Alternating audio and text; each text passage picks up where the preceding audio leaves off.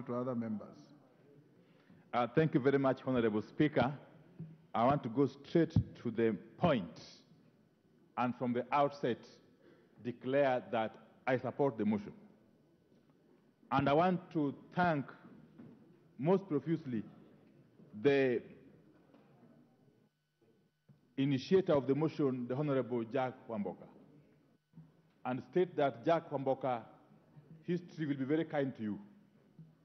In the fullness of time, when the history of this parliament or of this country is written, you will for sure have something. If not a paragraph, a sentence, at least a footnote for what you've done for the country today.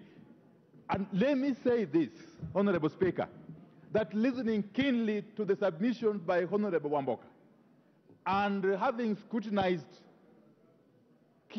into detail the documents that have been presented, the annexures, and so on and so forth, I am more than convinced that the Cabinet Secretary, the Honorable Linturi, has actually fallen short of the requirements of the Constitution as a holder of a public office. And indeed, the Honorable Jack Wamboka has clearly drawn a linkage between the conduct of Honorable Linturi and the grounds outlined under Article 152. Under Article 152, sub-Article 4A, if I'm not wrong. Article 152, sub-Article 6, the three grounds upon which a Cabinet Secretary may be subjected to a motion such as this one, Honorable Speaker. And I won't belabor the point. The Honorable Speaker,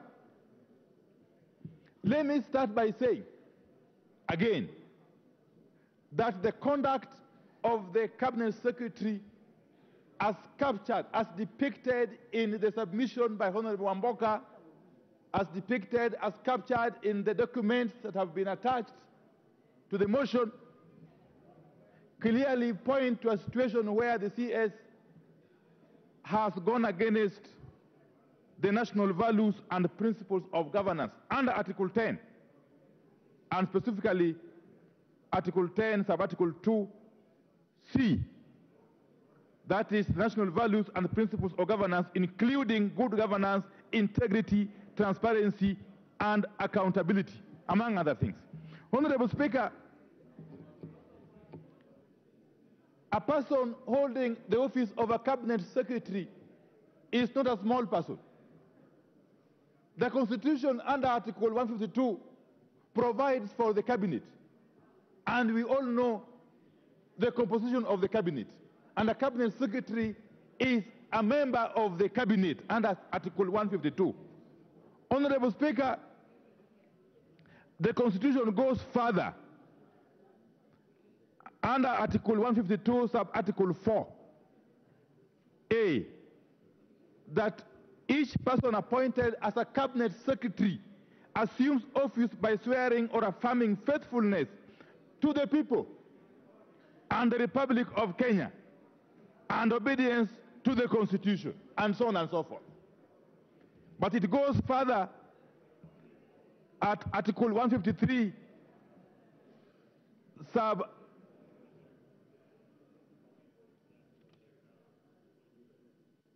it goes further, Honorable Speaker, at Article 153,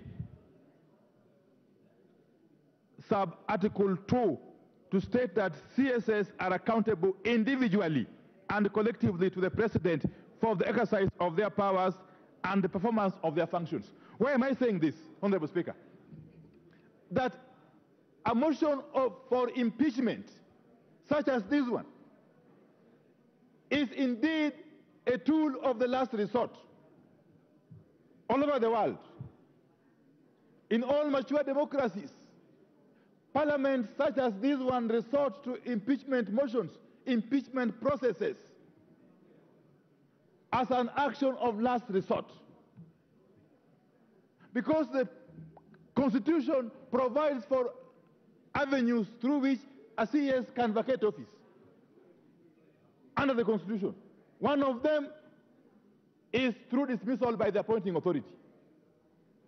Another one is by resignation. The third one is through this process of impeachment. Honorable Speaker,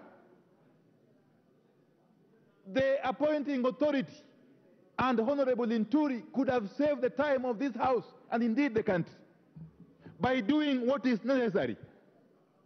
Honorable Linturi by now should have actually voluntarily resigned. Failure to do so, Honorable Speaker, the appointing authority, who is the President of the Republic of Kenya, should have taken the action, the most logical action, and fired Honorable Linturi.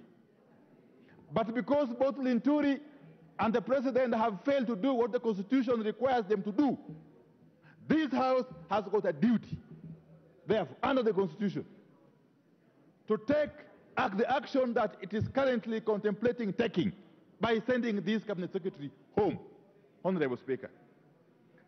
I have looked at the issues which have been raised, Honorable Speaker. It sounds like something from Hollywood, Honorable Speaker. You may think you are watching a movie, that a whole Cabinet Secretary can storm the premises of a private company, that is Kells Chemicals Limited, and direct, in fact, attempt to frog march the management of the company to go and participate in a press conference at the premises of NCPB and take responsibility over something that the Cabinet Secretary is culpable, directly culpable. Honorable Speaker. Honorable Speaker, food production, the matter of food security, and I wish honorable members would listen to me. The matter of food security and food production generally is a matter that touches directly on national security. And therefore, any time, any moment, there is evidence of tampering with the production of food in this country,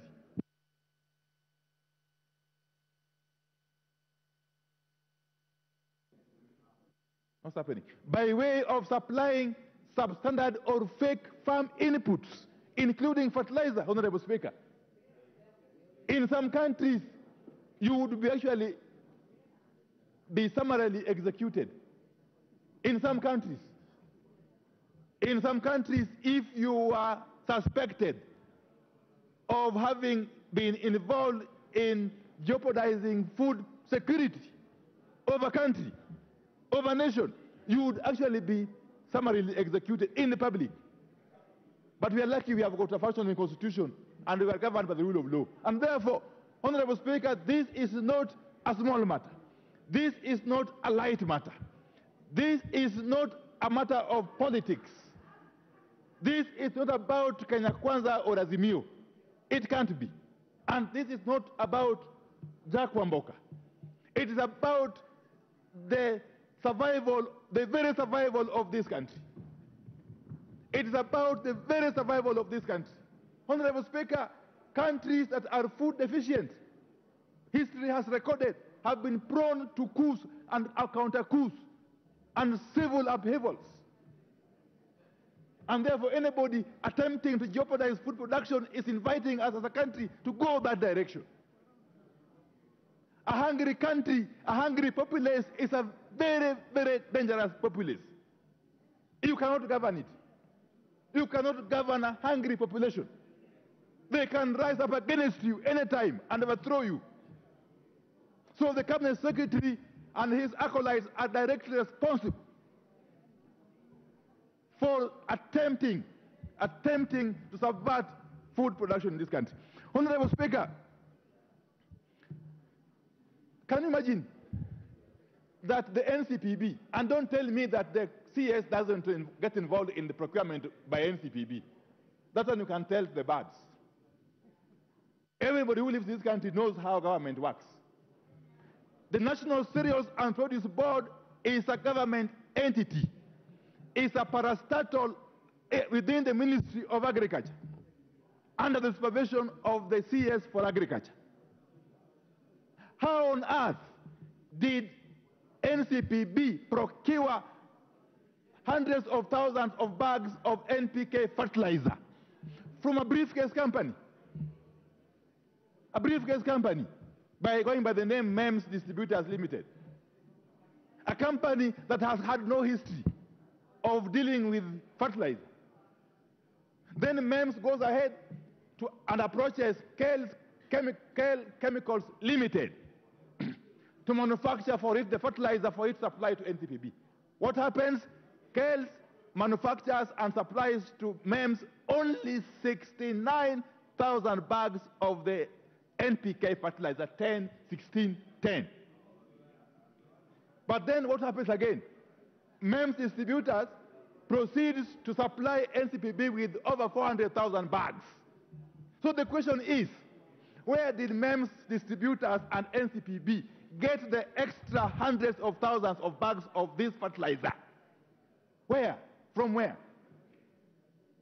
And then it turns out that these extra bags of fertilizer are the ones that were actually stones. What have you?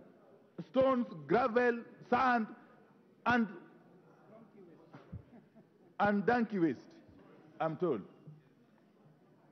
So somebody is basically sabotaging the very, very survival of this country. And the cabinet secretary cannot feign ignorance. Because if he feigns ignorance, then he is not fit to hold that office. Then he's unfit. Then he's incompetent. How? But then NCPB goes ahead and pays for this fertilizer, this fake fertilizer. I may call it air, because farmers would never use it anyway. NCPB rushes to pay for this fertilizer. It basically tells you that somebody powerful was pulling the strings behind the scenes. That is the point. Somebody even more powerful was pulling the strings behind the scenes. So the cabinet secretary cannot absolve himself from accountability on this matter. Honorable Speaker. Honorable Speaker, even more intriguing, as we are told that investigations are being conducted by the relevant investigative agencies. And we are also being told here by my friend, the chairman of JLAC and Owen Bayer, that the Committee on Agriculture is also seized of the matter, that we wait for the outcome of their investigations or inquiries. And yet, NCPB goes ahead to decree that it is embarking on a scheme to compensate farmers who purchase the fake fertilizer. Then you ask yourself, where are they getting the money from? This House, to the best of my recollection, did not authorize any such expenditure. Did not. Where did NCPB get the authority and the money to compensate farmers? Yet, even before the investigations are complete, do we even know how much was this fake fertilizer as we speak? Do we know? We don't know. We don't know. Honorable Speaker, from what I know, and you know, my Honorable Speaker, I have a lot of information. From what I know is that what we are being told is just but the tip of the iceberg. When the full extent of this fertilizer scandal is exposed, you will be shocked. It will be worse than Golden Bag scandal. What we are being told is just but the tip of the iceberg. And you know, Honorable Speaker, in my capacity as leader of the MIO, this side, I am privy to a lot of information. In fact, information just comes to me. I don't go looking for information. And I've got a file for each of these ministers and the PSS. Let me tell you, even if this House attempts to allow Linturi to go scot-free, in the fullness of time, each and every person who is involved in this racket will have a date with their destiny.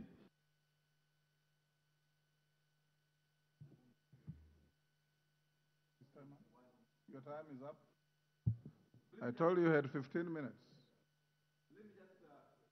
30 seconds. Let me just say that I support this motion, and I want to appeal to all my colleagues. Let's just send a message home, regardless of our political affiliation, today, by sending these CS home. That will actually earn us a lot of respect as an institution of parliament. Let's for once allow this process to get to the select committee to undertake proper investigation and inquiry at the hearings, Honorable Speaker. With those preliminary remarks, I support. Mary Wamaua. I see you on the screen.